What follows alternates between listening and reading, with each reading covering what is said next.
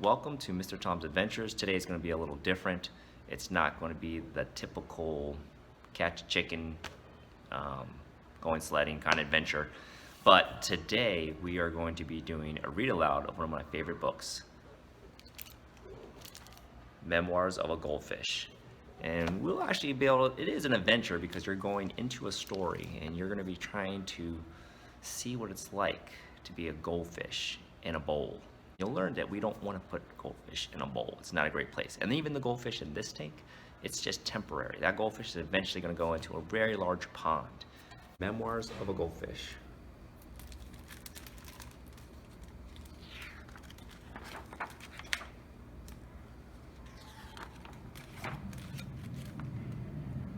Pictures are awesome in this book.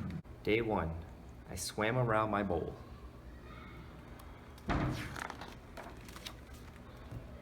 Day 2, I swam around my bowl twice. Day 3, I swam around my bowl. I thought about taking a nap, but fish don't sleep, so I swam around my bowl.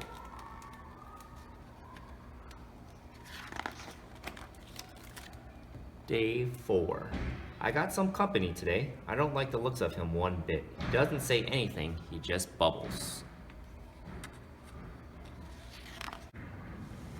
Day 5. Mr. Bubbles still hasn't said a word. He just looks at me. I said hello today, and he said glug glug glug glug. He's creepy.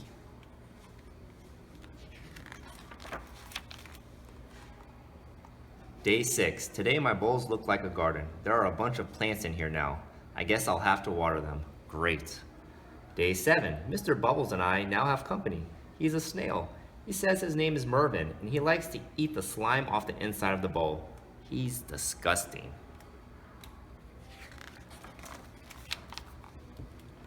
Day 8. Things are getting very crowded. While watering the plants, I met a crab named Fred. I offered him my fin, and he nearly cut it off. Even Mr. Bubbles is afraid of him. Fred says I should stay on my side of the bowl. Look, I said, the whole bowl is my side of the bowl. He snapped his claw, and Mervin fainted. I gotta get out of here. Day 9. That does it. My bowl now contains a sunken pirate ship, 2 guppies named Rhoda and Clark, and an angelfish named Cha-Cha, who says she's from Hollywood. I can't turn around without bumping into something. At least Mervin's happy. There's more gunk on the side of the bowl every day.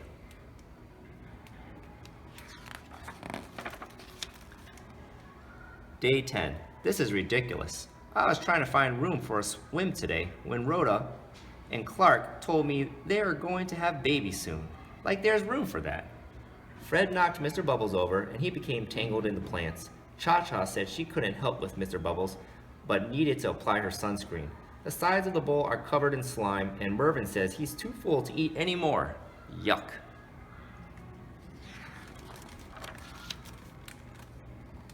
Day 11. I'm a nervous wreck.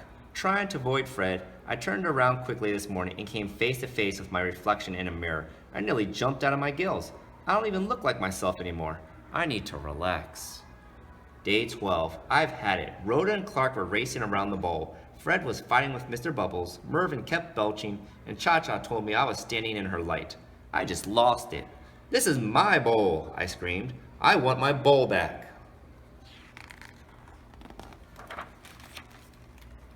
Day 13. I got my wish, sort of. With a whoosh and a splash and a clank and a plunge, I was suddenly in a very tiny bowl of clear, pure water. Ah, it was small, but it was all mine. It was heavenly. I swam around my new bowl twice. But I started to wonder, what happened to everyone? When I last saw Mr. Bubbles, he was tangled in green. Who would help him? Poor Mervin was probably sick as a dogfish. He needs me.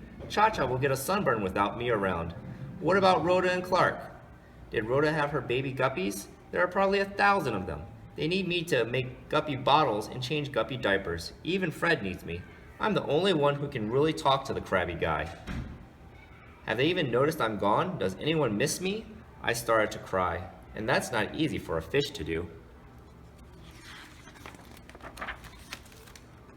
Day 14. After a long, sad night, there was a whoosh and a splash, and a clank and a plunge, and I was suddenly sprayed in the face by Bubbles. Mr. Bubbles gurgled a happy tune. Rhoda and Clark raced by me like two speedboats, followed by 12 of the cutest baby guppies you've ever seen. Mervin waved his tail at me from the nice clean glass of our enormous tank. Cha-Cha sat happily beneath an umbrella. I think even Fred missed me.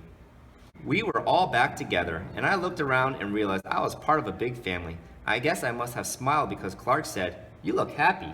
I wanted to see for myself. "Where's the mirror?" I asked. "What mirror?" asked Clark.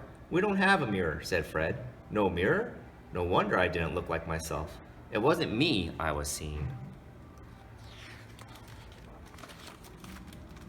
Her name is Gracie, and she is the color of a fresh tangerine. She's a Pisces, just like me, and today we're going to swim around the tank together.